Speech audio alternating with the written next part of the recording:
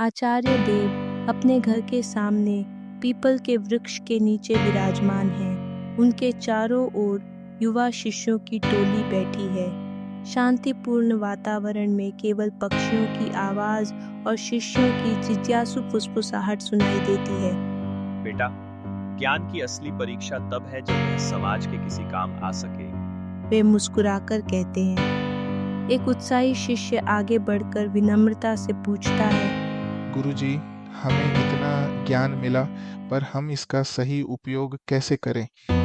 बाकी शिष्य भी ध्यान से उनकी ओर देखने लगते हैं। वातावरण में एक गंभीरता छा जाती है, जैसे सबको अपने उत्तर का बेसब्री से इंतजार हो। आचार्य देव शिष्यों की ओर देखकर पुरानी यादों में खो जाते हैं। मैं तुम्हें एक राजा की कथा सुनाता हूँ जिसने अपने ज्ञान से राज्य में खुशहाली लाई। वे धीरे धीरे बोलना शुरू करते हैं। शिष्य मंत्रमुग्ध होकर उनकी कहानी सुनने लगते हैं, जैसे शब्दों से ही वह दृश्य सजीव हो गया हो। राजा अपने मंत्रिमंडल के साथ बैठकर योजनाएं बना रहा है।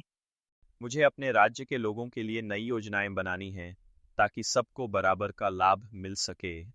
राजा कहता है। वह अपने ज्ञान का उपयोग खेती, शिक्षा और स्वास्थ्य के क्षेत्र में सुधार के लिए करता है, जिससे राज्य में सुख शांति फैल जाती है। आचार्य देव शिष्यों को संबोधित करते हैं। अब तुम्हारी बारी है। गांव के अलग-अलग हिस्सों में जाओ, लोगों की समस्याएं सुनो और उन्हें हल करने का प्रयास करो। वे आदेश देते हैं। शिष्य जोशीले हो उठते हैं। उनके चेहरों पर सेवा भाव और उत्साह की चमक है। एक शिष्य किसी किसान की फसल की समस्या सुलझाता है। अब आपको समय पर पानी मिलेगा, आपके खेत हरे-भरे रहेंगे। वह मुस्कुराकर कहता है। गांव की आबोहवा में बदलाव की हल्की सी बयार महसूस होने लगती है। हर शिष्य अपने अनुभव साझा करता है। किसी ने बीमार की मदद की, किसी ने झगड़े सुलझाए, किसी ने बच्चों को पढ़ाया।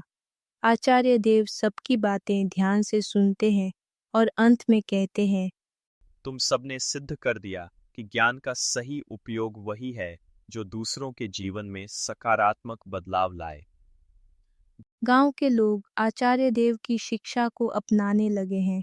अब हर बच्चा, हर युवा अपने ज्ञान का उपयोग समाज के भले के लिए करने की ठानता है। गांव में एक नई ऊर्जा और सकारात्मकता महसूस हो रही है। बच्चे ध्यान से सुनते हैं और संकल्प लेते हैं कि वे भी ज्ञान का सही उपयोग करेंगे।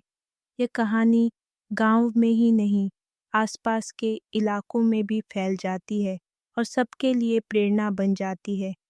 हर ओर उल्लास और सहयोग का माहौल है।